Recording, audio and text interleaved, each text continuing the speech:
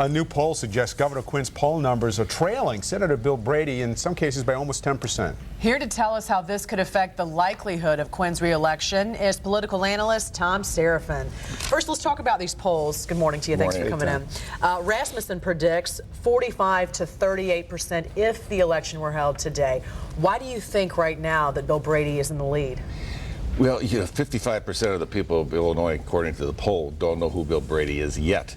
So Pat Quinn hasn't really gone after him, so hasn't defined him. Right now, it's against Pat Quinn. The vote is, I don't want Pat Quinn. Bill Brady is the other guy, so I'm with Bill Brady. But until Pat Quinn kind of frames who that candidate is on the other side, Bill Brady's got those votes. And here's the other thing in the polls. When you take a look at the crosstabs, people believe Illinois is the most corrupt state in the nation. 57% of the people in that poll believe this is the most corrupt state in the nation.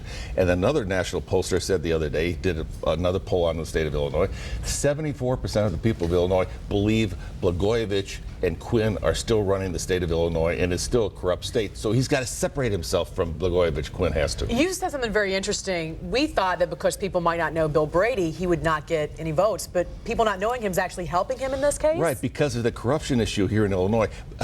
Pat Quinn, I've known him since 1974. He's a nice guy.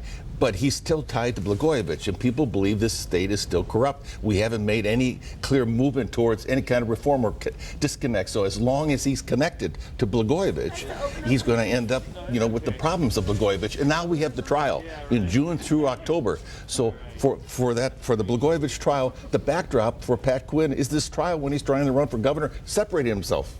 And he's still tied to him. I think what's interesting is what this public policy poll says about what's happening within each party. You have, in Brady's case, 80% of the Republicans behind him, while in Quinn's case, only 53% of the Democrats are behind him at this point. What does that tell you? Well, people want a new start. They want a disconnect. They're tired of what's been going on in Illinois. They're tired of what's been going on in the country. And you see that, especially with the Democratic voters. You see it with the gender vote. 55% of the women in Illinois are not voting for Pat Quinn today.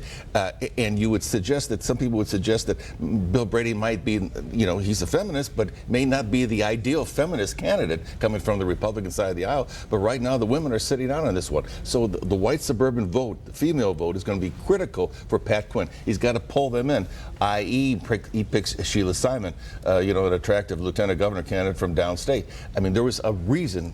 A science reason for him choosing Sheila Simon. But is that going to help or hurt him? Well, no, it's going to help him because he needs help with the female candidate, the female gender vote. Will she be able to garner that vote, though, because she lost in her own hometown of Carbondale when she ran for mayor? Well, she had a lot of problems when she ran that particular campaign. She was underfunded. She didn't take large sums of money. She didn't have the kind of campaign apparatus you needed to win that vote. And that was a disappointing race for her.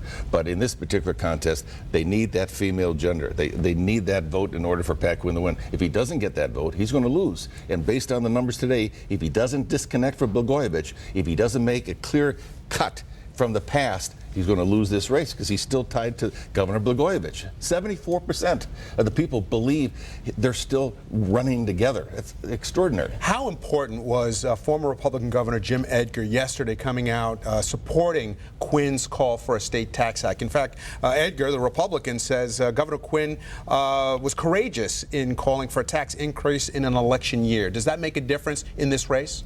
It makes a difference in the fact that it's going to be good for his polling, is going to be good for his direct mail, is going to be good for his television campaign ads. But the reality is people in Illinois don't want a tax increase. People in this country don't want another tax increase, because what you've got now is a mentality that you have a ruling class and you have a taxpayer class. And the taxpayers don't want to continue to pay for the ruling class's pension funds because they're not getting the service. Government is disconnected from us. The health care battle was a lot more than just about health care. It was about responsive government. The Tea Party movement, it's about responsive government. Do we have representation? Are they actually listening to us, hearing us? And right now people are saying we need to pay taxes to pay the bills. Whose bills? The pension funds of the ruling class. That's not going to work. So, Jim Edgar's a nice guy. Pat Quinn's a good guy. But the reality is voters who have to go to work every day are not going to pay taxes for the ruling class unless the ruling class begins to show them some goods. Thom Serafin, always good to see you. Thanks for coming in. You're welcome. Have a good weekend.